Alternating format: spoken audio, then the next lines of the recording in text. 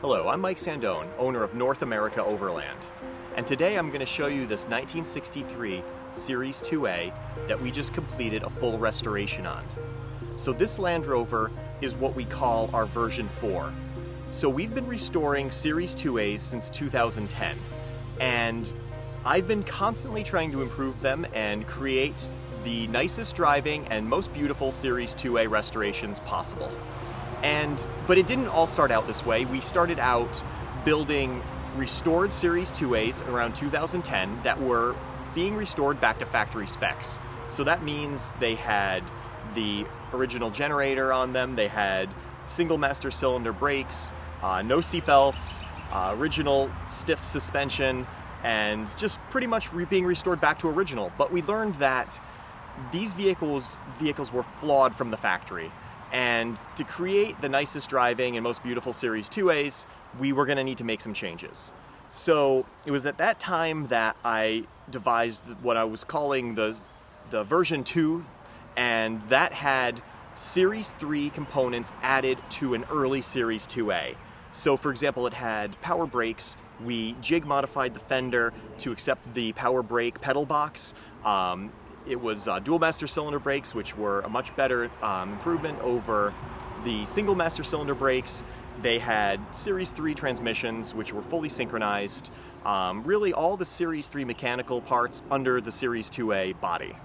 But that still wasn't the perfect solution. These vehicles still had four-wheel drum brakes, and they still had quite a few flaws in the electrical system and elsewhere. So at that time, I created the version 3 Series 2A. And that version had some upgrades from Defenders. And we started off with some Defender disc brakes on the front so that you wouldn't have to adjust your drum brakes on the front, it was becoming a problem with the brakes wearing and people not properly adjusting them, and the pedal would then basically go to the floor. So with the Defender brakes, you don't ever have to worry about that. So we added those. We added a Defender seatbelt bar and Defender shoulder harnesses as a safety upgrade. We added parabolic springs. Pretty much all of the Land Rovers that you see on our website on the builds page are version 3 Land Rovers. So those are all the versions that people are most familiar with from our video series, and really what we've been building since about 2016 or so. But now, just last year, we created the version 4 NAO Series 2A. And this version has a bunch of subtle improvements over the version 3 that is really going to be helpful to make the vehicle drive better. And a lot of those improvements involve fuel injection and a 5-speed transmission. But there's a lot of other smaller improvements as well. So we just started taking orders for this version 4 as of 2021. But behind me we have a version 4 Land Rover that has all of these improvements, and I'll be showing you that vehicle today. Okay, so here's the engine to the Land Rover. They have the 2.5 liter cam, the head is shaved to 8-to-1 compression, they have hardened valve seats and hardened valves, new genuine Land Rover tappet assemblies. You could see there's the Pertronix distributor. They all have 75 amp alternators instead of the 25 amp generator. And they all have the spin-on oil filter conversion, which you can see down there. So you could use a regular Defender oil filter instead of the cartridge type oil filter. They all have the high torque starter from British Starters. They all have an NRP exhaust system, which sounds really good.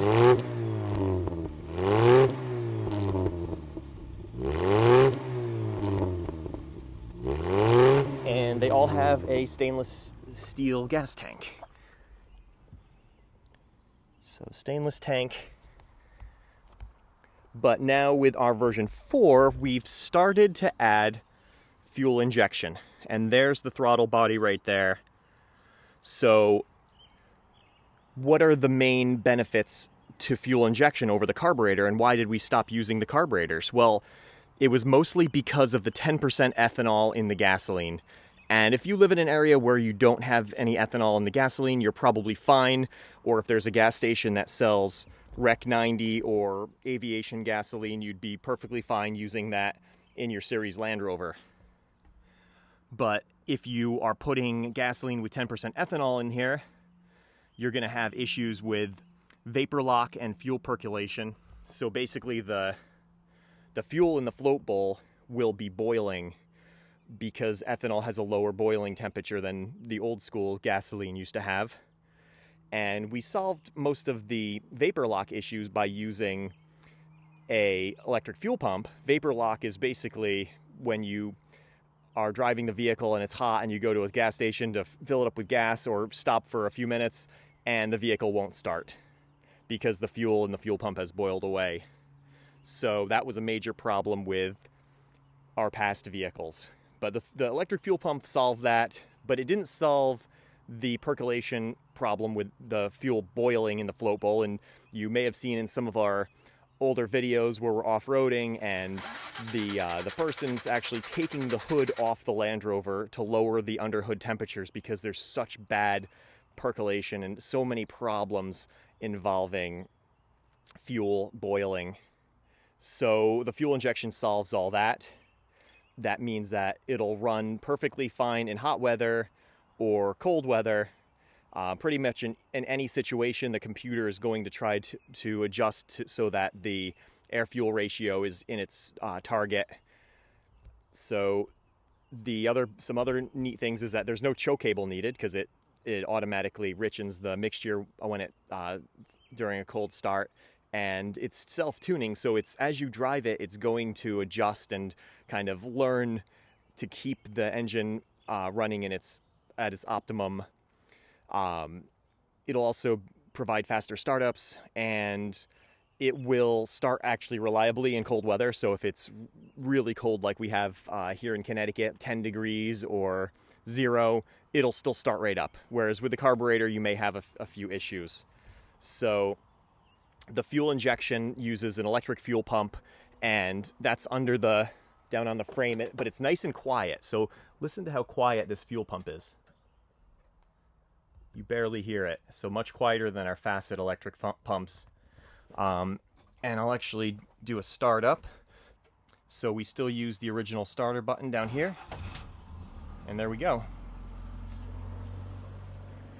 So there's our electronic fuel injection. And we can still use the original carb elbow.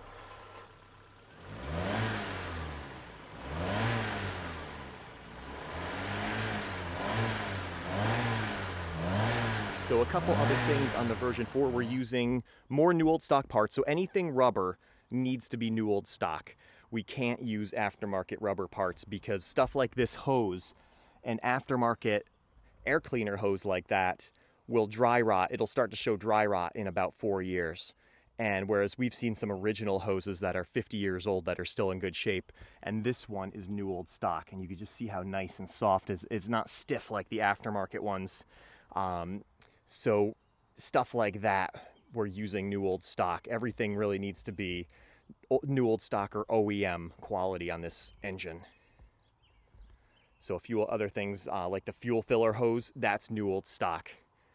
So really anything rubber has to be new old stock or OEM. It cannot be aftermarket. So the next big thing on the version 4 of our NAO Series 2A is the 5-speed. So this now has a Defender R380 5-speed transmission. So this is the Ashcroft stubby version of the R380. And you can see it has a Defender shifter. The Series 2 transmission is perfectly fine. It's not as strong as an R380. It's, the R380 shifts a lot smoother. The 4-speed was designed in the 1940s, and it shifts like a 1940s car. There's no way you're gonna improve a series transmission so that it shifts like a car from the 2000s, whereas the R380 was used up till 2006, and it shifts like a 2000s or 1990s truck, and that's kind of nice actually in a series. It shifts a lot smoother, and you have 5 gears instead of 4, so there's no need to use an overdrive or have any additional complexity.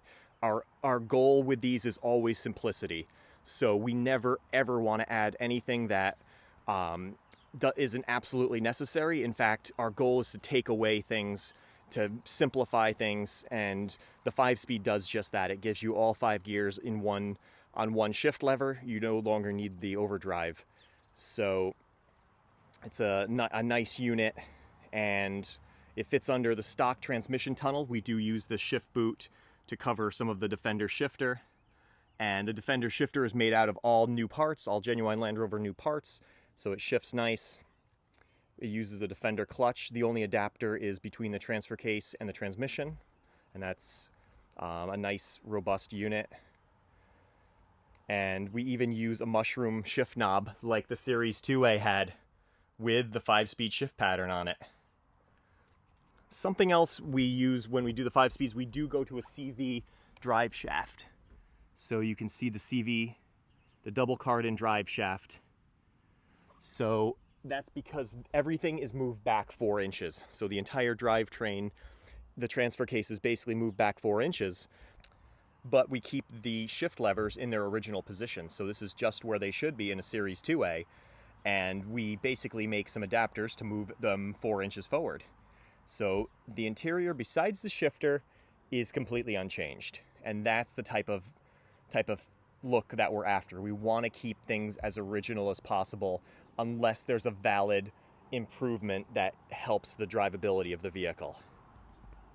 So we've also, as far as cooling and heating, we've started using these Clayton heaters. So it's a round heater, just like the old leg burner type unit, but it actually puts out pretty good heat. The leg burners were good, but this is an all new unit. So we're not just simply refurbishing old used heaters. We're just putting in a new heater, and we're even getting rid of the defroster hoses, because the way these vehicles are used, they're just not used in rainy situations that often, because the soft tops do leak, and such a nice restored vehicle wouldn't be very much fun to drive on a rainy day.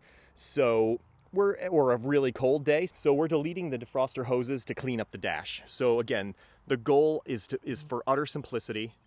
And by getting rid of those hoses on the dash, it gives you a much nicer view out the windshield.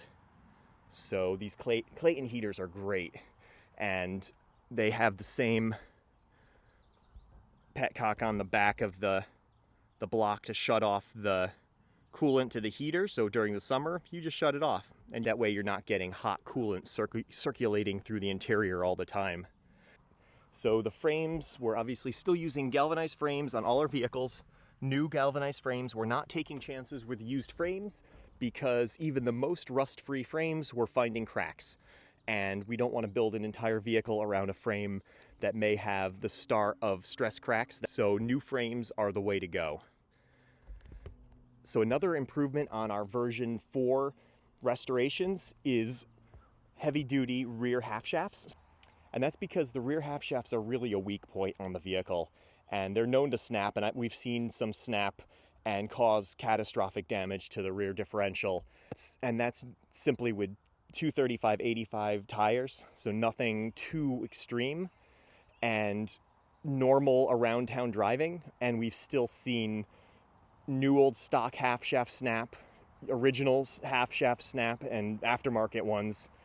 And it's always not pretty, because they snap usually on the differential side. And we've even had one customer on his vehicle, not one of our restorations, but a previous customer where that happened, and we couldn't even remove the half shaft. We had to do some major surgery to the axle housing to get the half shaft out.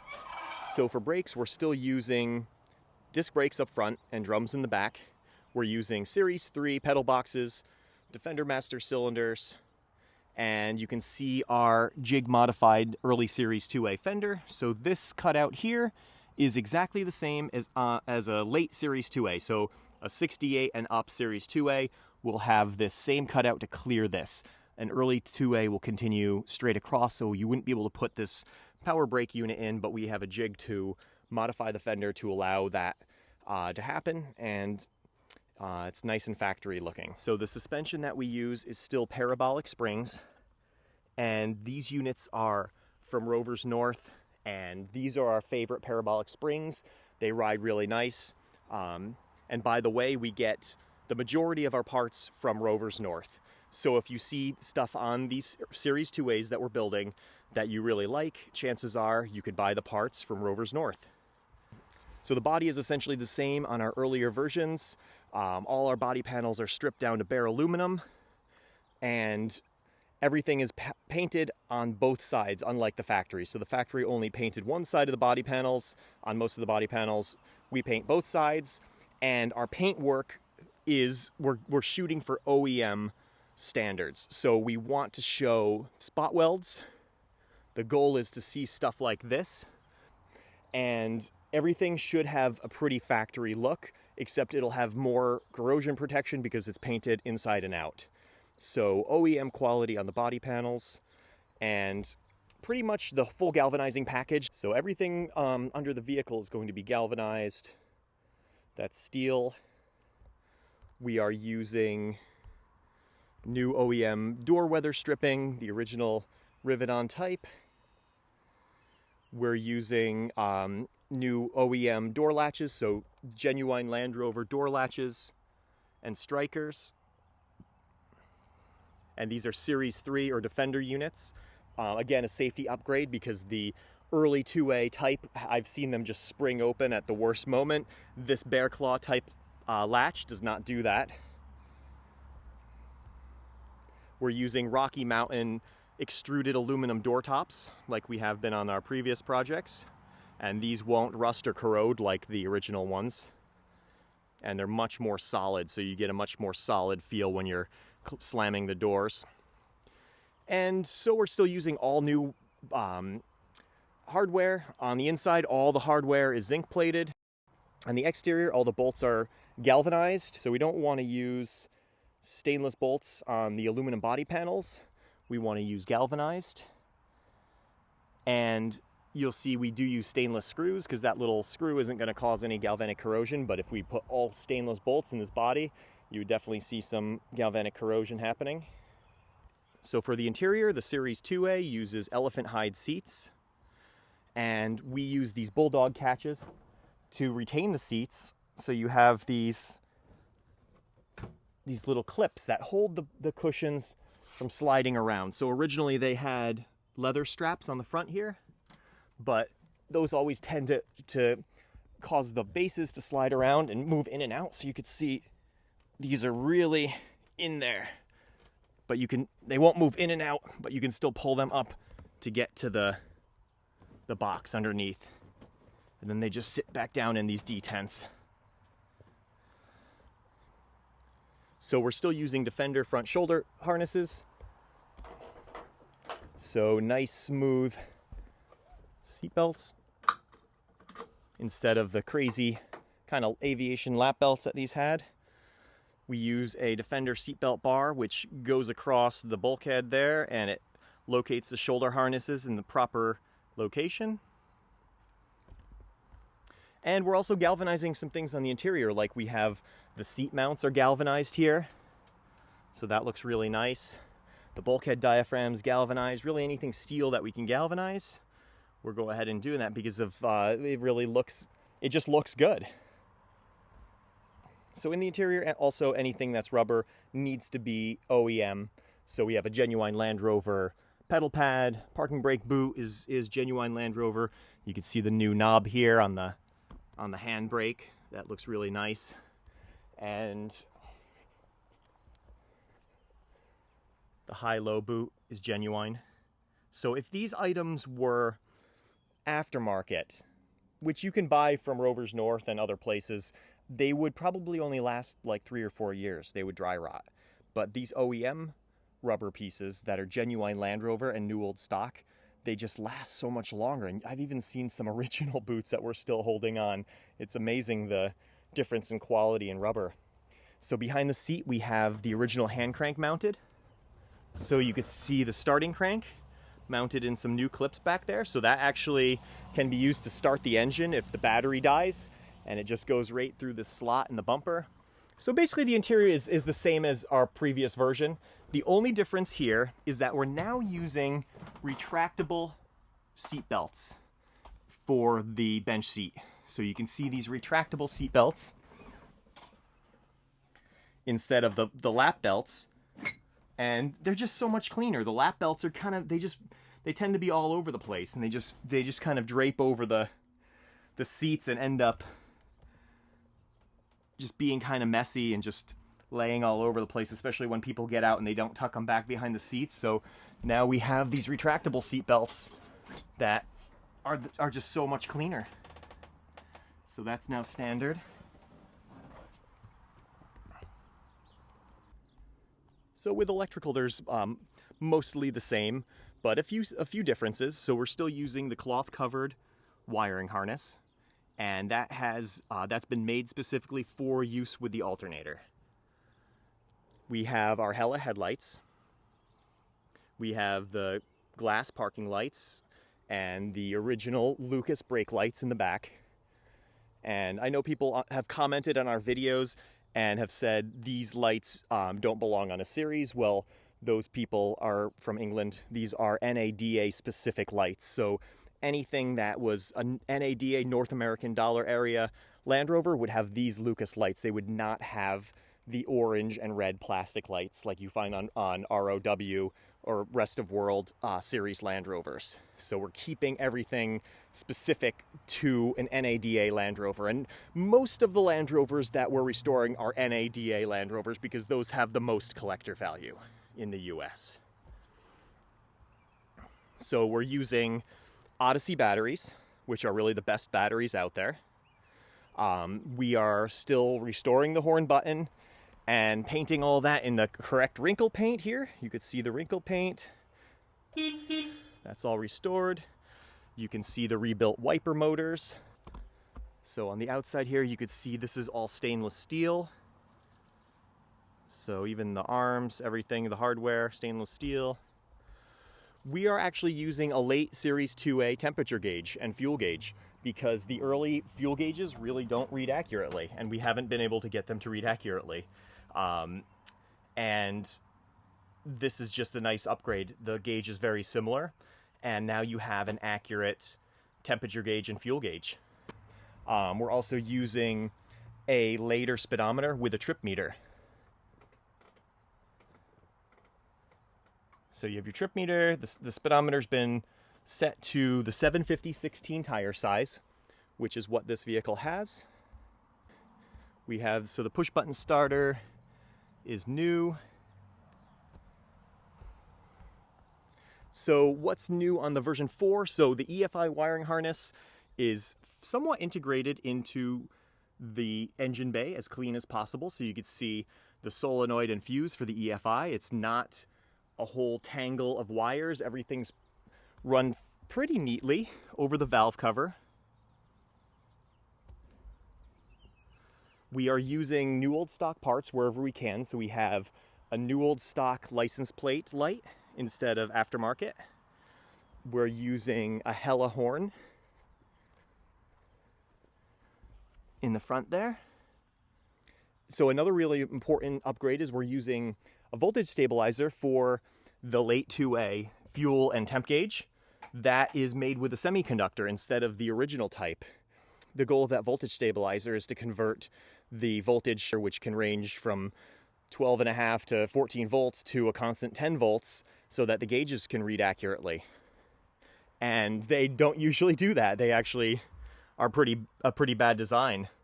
And we actually had one of our customers on one of the previous vehicles where that unit failed and it shorted out and blew his fuse. And there's only 2 fuses on the body on these, so he lost his turn signals and stuff like that.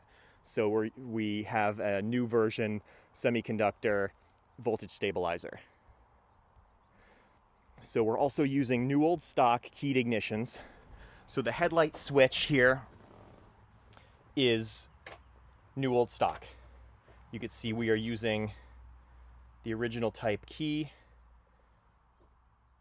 made in England on the key. And I was finding that, well, first of all, the original keyed ignitions are not really going to be reliable.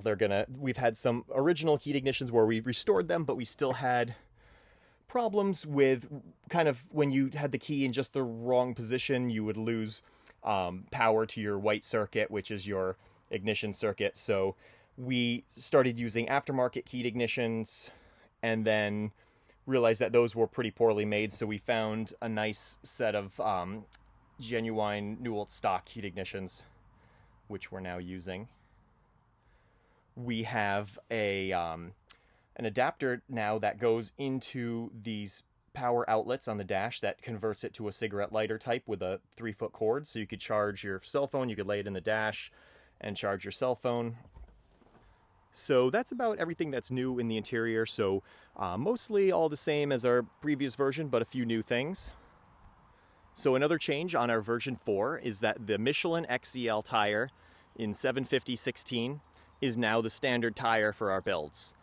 And the previous tire was the Goodyear Duratrack in 235/85/16, and that's a great tire. But the problem is it's a little bit too wide and a little bit too big for the Series 2A. It was impairing your vision while on the hood. The 750/16, look at how low that sits on the hood. And this is how the tire should sit. It's still not rubbing. It's off the hood because we would never ever want the tire to touch the paint, but look at how much more vision you have. Whereas with the 235/85, it's up like another 2 inches here. So this is the perfect tire for the Series 2A. Another reason that I love these tires is that they're narrower, so the steering is so much nicer on the vehicle. So these don't have power steering, it's manual steering. These narrower tires are really what it should have on it for a proper steering feel, both at slow speeds parking it and at higher speeds. Plus, they're really good quality tires. So the Michelin XEL, it's a commercial tire. It's what's used by the British military. And these tires are not going to dry rot as quickly as a consumer grade tire. So a consumer grade tire is like the BF Goodrich All-Terrain or the Goodyear Duratrack. Those are consumer grade tires. These are commercial grade tires, which is reflected in the price. They're twice the cost of a BF Goodrich All-Terrain. So, but they'll last a lot longer, and most people aren't wearing out their tires. The tires are just getting old and dry rotted, so I think putting the best tires you can on the vehicle is really important. And probably the most important reason to use these tires on the vehicle is aesthetically, they just look correct. They're the right tire for the job. They're what the vehicle really should have. They're not the tires that came with it. They came with 650/16s, which are tiny little donuts, but this is the closest thing to the proper tire that you could find today. That's not a tube type tire, so these are tubeless. And actually that brings me to the next upgrade on our version 4 is we are using these tubeless wheels. So the wheels now have, so you see this groove here. Since we're using tubeless tires, we're using tubeless wheels with this groove, and these are like 2000 to 2016, really, Defender steel wheels.